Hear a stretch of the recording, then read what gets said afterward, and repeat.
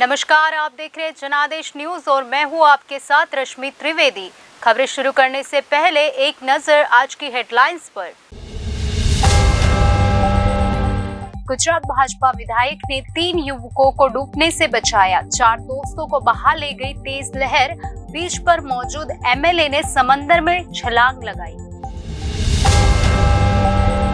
सूरत की लाजपोर जेल का 12वीं का रिजल्ट 100% आया।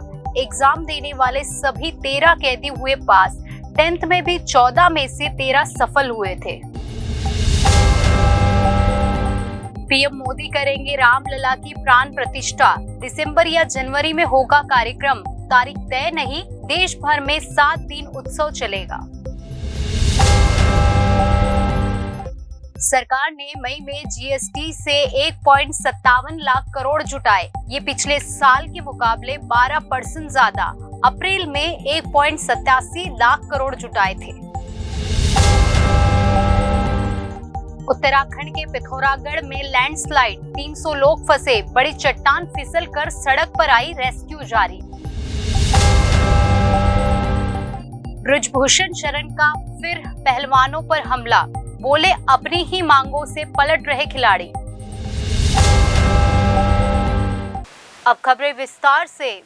खबर आई है गुजरात के अमरेली से। गुजरात में भाजपा के विधायक हीरा सोलंकी ने बुधवार को समुद्र में डूब रहे 3 युवकों की जान बचाई। गुजरात के अमरेली में राजूरा से बीजेपी विधायक हीरा सोलंकी भी बीच पर मौजूद थे। इन लोगों को डूबता देख उन्होंने समंदर में छलांग लगा दी। दरअसल ये लोग राजूला के पटवा में बनी खाड़ी में नहाने गए थे। तब बीजेपी विधायक हीरा सोलंकी भी बीच पर मौजूद थे। इन लोगों को डूबता देख उन्होंने समंदर में छलांग लगाई। वहां मौजूद कुछ और लोगों की मदद से उन्होंने तीनों को सुरक्षित बाहर निकाला। हालांकि चौथा युवक तब तक डूब चुका था। काफी देर तक तलाश के बाद शाम को उसका शव बरामद हुआ। जान दांव पर लगाकर युवकों को बचाने पर विधायक सोलंकी की सोशल मीडिया पर जमकर तारीफ हो रही। खबर है गुजरात के सूरत के लाजपोर जेल से। गुजरात माध्यमिक और उच्चतर माध्यमिक शिक्षा बोर्ड ने बुधवार को 12वीं आर्ट्स और कॉमर्स के रिजल्ट जारी कर दिए थे। इसमें सूरत के लाजपोर जेल के 13 कैदी भी पास हुए हैं। खास बात यह है कि जेल का रिजल्ट 100% रहा है। कैदियों के उज्जवल भविष्य के उद्देश्य से इच्छुक बंदियों को 10वीं और 12वीं कक्षा की बोर्ड परीक्षा देने की योजना बनाई गई थी। इसी के तहत गुजरात बोर्ड द्वारा मार्च से अप्रैल करवाए गए एग्जाम में 27 कैदियों ने एग्जाम दिए थे। 10वीं कक्षा के लिए 14 और 12वीं कक्षा के लिए 13 कैदी शामिल हुए थे एग्जाम में। साफ है कि आपराधिक गतिविधियों से दूर रहकर इन सभी ने अपना ध्यान शिक्षा की ओर लगाया। इसलिए पास आउट हुए इन सभी कैदियों को सम्मानित किया जाएगा। खबर जुड़ी है श्री राम जन्मभूमि से। श्री राम जन्मभूमि तीर्थ क्षेत्र ट्रस्ट प्राण प्रतिष्ठा का कार्यक्रम प्रधानमंत्री नरेंद्र मोदी से कराएंगे। यह जानकारी ट्रस्ट की बैठक के बाद महासचिव चंपत राय ने दी। चंपत राय ने कहा, राम मंदिर के ग्राउंड फ्लोर और गर्भगृह का काम 15 दिसंबर तक पूरा कर लिया जाएगा। इसके बाद प्राण प्रतिष्ठा की तैयारी होगी। महासचिव चंपत राय ने कहा, राम मंदिर के ग्राउंड फ्लोर और गर्भगृह का काम 15 दिसंबर तक पूरा कर लिया जाएगा। इसके बाद प्राण प्रतिष्ठा की तैयारी होगी। प्रधानमंत्री को दिसंबर से 26 जनवरी 2024 के बीच कार्यक्रम के संभावित डेट के बारे में बताया जाएगा। ट्रस्ट के कोषाध्यक्ष गोविंद देव गिरी आमंत्रण के लिए पत्र तैयार करेंगे। इस पर महंत नित्य गोपाल दास हस्ताक्षर करेंगे। इसी प्रधानमंत्री को भेजा जाएगा।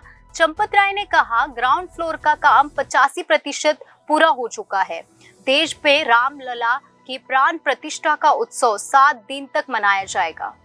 खबर जुड़ी है जीएसटी के कलेक्शन से। सरकार ने मई 2023 में जीएसटी से 1.57 लाख करोड़ रुपए जुटाए हैं। ये मई 2022 के मुकाबले 12% ज्यादा है। तब जीएसटी से 1.40 लाख करोड़ रुपए जुटाए गए थे। वहीं एक महीने पहले अप्रैल में सरकार ने 1.87 लाख करोड़ रुपए जुटाकर जीएसटी कलेक्शन का रिकॉर्ड बनाया था। पूरे फाइनेंशियल ईयर 2022 से 2023 की बात की जाए तो इसमें टोटल 18.10 लाख करोड़ रुपए का जीएसटी कलेक्शन हुआ है। इसके आधार पर हर महीने जीएसटी कलेक्शन का औसत आंकड़ा 1.51 लाख करोड़ रुपए रहा है। वही फाइनेंशियल ईयर 2022 से लेकर 2023 में जीएसटी का ग्रॉस रेवेन्यू इससे पिछले फाइनेंशियल ईयर 2021 से 2022 की तुलना में 22% ज्यादा रहा। खबर आई है उत्तराखंड से। उत्तराखंड में पिथौरागढ़ के लीपू लेक तवा घाट मोटर मार्ग पर लैंडस्लाइड से सड़क बंद हो गई है। घटना बुधवार शाम की है। बताया गया था कि एक भारी चट्टान खिसक गई है। इससे आवाजाही ठप हो गई है। कई जिलों में अब भी बारिश का सिलसिला लगातार जारी है। चट्टान दरकने से यहाँ काम कर रही कंपनी की कई मशीनें मलबे में दब गई है। यह पूरी घटना बुधवार शाम करीब 4:30 बजे की है। फिलहाल यह रेस्क्यू कार्य जारी है। बताया जा रहा है कि सड़क खुलने में कम से कम 2 दिन का समय लग सकता है। साथ ही बताया जा रहा है उत्तरकाशी से गंगोत्री राष्ट्रीय राजमार्ग हेलकू गंगानानी के पास पहाड़ी से मलबा और पत्थर गिरने के कारण बाधित हो गया है। भाजपा सांसद बृजभूषण शरण सिंह के खिलाफ और पहलवानों के समर्थन में मुजफ्फरनगर में आज खास पंचायत आयोजित की गई है। इस बैठक को लेकर बृजभूषण शरण सिंह का बयान सामने आया। भाजपा सांसद ने एक बार फिर कहा है कि उनके खिलाफ साजिश हो रही है। भाजपा सांसद ने एक बार फिर कहा है कि उनके खिलाफ साजिश हो रही है और पहलवान अपने बयान से पलट रहे हैं। डब्ल्यूएफआई के पूर्व अध्यक्ष और भाजपा सांसद बृजभूषण शरण सिंह ने कहा है कि पहले प्रदर्शनकारी पहलवानों की कुछ और मांगे थी और बाद में अब उन्होंने कुछ और मांग रख दी है। उन्होंने कहा है कि ये सब साजिश का हिस्सा है और मैं डरने वाला नहीं हूँ। प्रधानमंत्री नरेंद्र मोदी ने गुरुवार को नेपाल की पीएम पुष्पकमल दहल प्रचंड के साथ प्रतिनिधिमंडल स्तर की बैठक की। इस दौरान अर्थव्यवस्था, ऊर्जा, बुनियादी ढांचे, शिक्षा क्षेत्र और दोनों देशों के लोगों के बीच संबंधों को मजबूती करने पर चर्चा हुई। नेपाल की प्रधानमंत्री पुष्पकमल दहल प्रचंड ने भारत के प्रधानमंत्री नरेंद्र मोदी को नेपाल आने का आमंत्रण दिया है। पीएम प्रचंड ने कहा, मैंने प्रधानमंत्री मोदी को नेपाल आने का आमंत्रण दिया है। मुझे उम्मीद है कि प्रधानमंत्री मोदी जल्द ही नेपाल का दौरा करेंगे।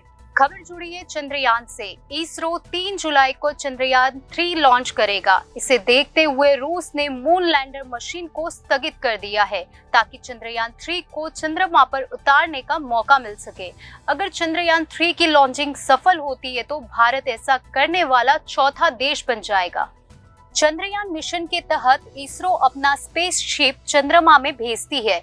इसका मकसद होता है कि चांद की गतिविधियों को समझा जा सके। भारत ने सबसे पहली बार 2008 में चंद्रयान की लॉन्चिंग की थी, लेकिन इसरो इस मिशन में सफल नहीं हो सका। इसके बाद 2009 में चंद्रयान 2 की लॉन्चिंग भी भारत को असफलता ही मिली थी। अब भारत चंद्रयान 3 लॉन्च करने के इतिहास रचने की कोशिश कर रहा है। इसकी लॉन्चिंग श्रीहरिकोटा के सतीश धवन स्पेस सेंटर से होगी। खबरें उत्तर प्रदेश से। नगर निगम के महापौर और नगर पालिका परिषदों के अध्यक्ष के लिए गुरुवार को लखनऊ में एक दिवसीय कार्यशाला हुई। इसमें मुख्यमंत्री Yogi Adityanath, deputy CM Keshav Prasad Maurya, deputy CM Brajesh Pathak, राज्य मंत्री राकेश राठौर गुरु, नगर विकास राज्य मंत्री कार्यक्रम में शामिल हुए। मुख्यमंत्री योगी आदित्यनाथ ने कहा, स्वच्छता अभियान के तहत यूपी को स्वच्छ बनाना है। इसके लिए नगरीय क्षेत्र में स्वच्छता कमेटी का गठन किया जाना चाहिए। हर घर में एक डस्टबिन जरूर रखें। उन्होंने कहा कि 2017 से पहले लोगों को बिजली नहीं मिलती थी। अब हालात बदल चुके हैं। नगरीय क्षेत्र में एलईडी की स्ट्रीट लाइटें लगवाई गई है। इससे प्रदूषण में भी कमी आई है। खबर जुड़ी है संसद भवन से। नए संसद की आर्ट गैलरी में लगा अखंड भारत म्यूरल आर्ट्स विवादों से घिरा है। पहले संसदीय कार्य मंत्री प्रहलाद जोशी ने इसकी फोटो पर ट्वीट करते हुए लिखा था, संकल्प स्पष्ट है। अब नेपाल के पूर्व प्रधानमंत्री बाबूराम भट्टराई ने इस पर सवाल उठाए हैं। उन्होंने कहा है कि भारत अपनी मंशा जाहिर करे और हमें स्पष्टीकरण भेजे। सोशलिस्ट पार्टी के नेता बाबूराम भट्टराई ने एक ट्वीट में चेतावनी दी है। उन्होंने कहा कि म्यूरल आर्ट भारत के पड़ोसी देशों के बीच गैर जरूरी और नुकसानदायक टकराव बढ़ा सकता है। उनके बीच पहले से ही आपसी संबंधों में विश्वास की कमी है, जो और बढ़ सकती है। इसलिए भारतीय राजनीतिक नेता अपनी मंशा स्पष्ट करें। फिलहाल के लिए बस इतना ही। आने वाली खबरों के लिए जुड़े रहिए जनादेश न्यूज के साथ।